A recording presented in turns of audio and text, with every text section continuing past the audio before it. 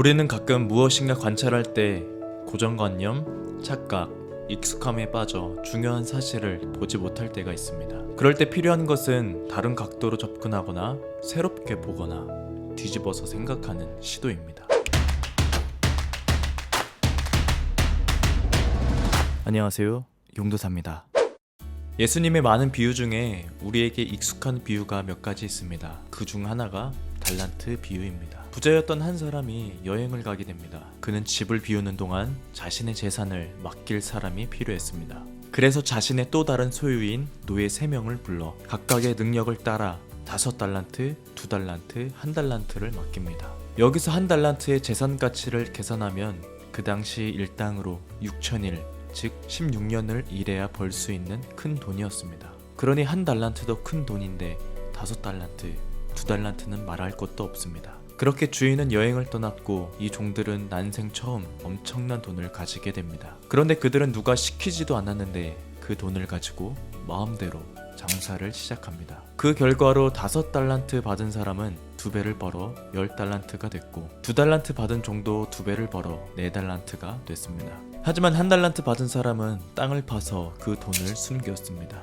그리고 정말 오랜 시간 후 주인이 돌아왔습니다. 돌아온 주인은 자신이 맡긴 재산을 결산했습니다. 마침 재산을 2배나 불린 종들은 먼저 와서 주인께 보고하고 칭찬을 받습니다. 하지만 재산을 숨긴 종은 엄청난 비난을 듣습니다.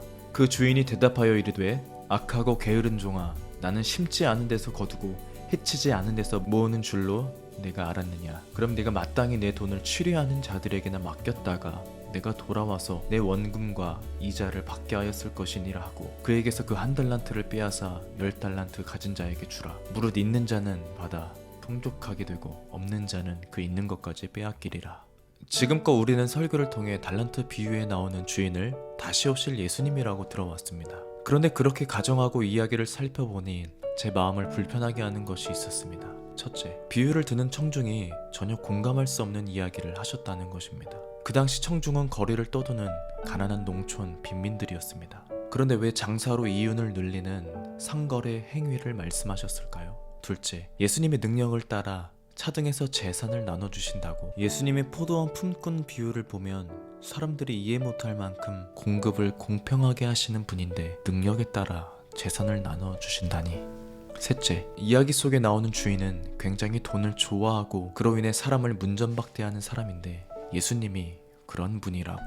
비유 이야기를 들어보면 돈을 벌어온 2 종은 칭찬하면서 능력이 없어 돈을 벌지 못한 종은 온갖 비난을 퍼부으며 가진 것도 다 빼앗아 내쫓습니다. 이런 모습이 정말 다시 오실 예수님의 모습일까? 제 마음속에 이 3가지 외에도 계속해서 찜찜했습니다. 그래서 저는 이 비유 이야기를 다시 읽으면서 익숙함, 고정관념의 틀에서 벗어나 다시 살펴보았습니다. 그러자 어쩌면 이 주인이 예수님이 아닐 수도 있겠다라는 생각이 들었습니다. 오히려 비유에 나오는 주인은 돈을 좋아하는 물질 만능주의, 능력에 따라 사람의 가치를 판단하는 능력주의를 겸비한 세상 주인에 가까웠습니다. 그리고 2 종은 그 세상 주인을 섬기는 사람들의 모습이고 나머지 1 종은 그런 세상의 가치관을 따르지 않는 사람의 모습으로 보였습니다. 세상 가치관을 따르지 않은 사람의 최후는 핍박과 고통이었습니다. 이렇게 바라보니 더 이야기가 제 눈에 들어왔습니다. 그런데 안타까운 것은 세상 가치관을 따르지 않는 사람의 최후 모습이었습니다. 어두운 곳에서 슬피 이를 갈게 되는 모습이 마음에 걸렸습니다. 그런데 달란트 이야기는 거기서 끝나지 않습니다.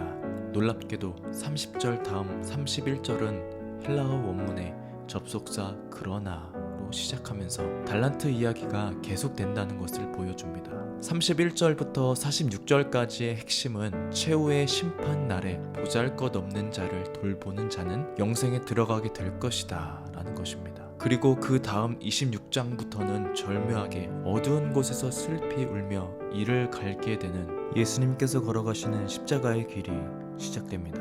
달란트 비유, 여러가지 이야기를 하며 새롭게 살펴봤습니다. 구독자 여러분, 이제 달란트 비유를 새롭게 읽어보시는 건 어떻습니까? 짧은 시간 안에 다 담지 못했지만 전체적인 흐름을 이야기해봤습니다. 여러분 스스로 곰곰이 묵상하며 달란트 비유부터 26장까지 연결해서 읽어보시길 추천드립니다.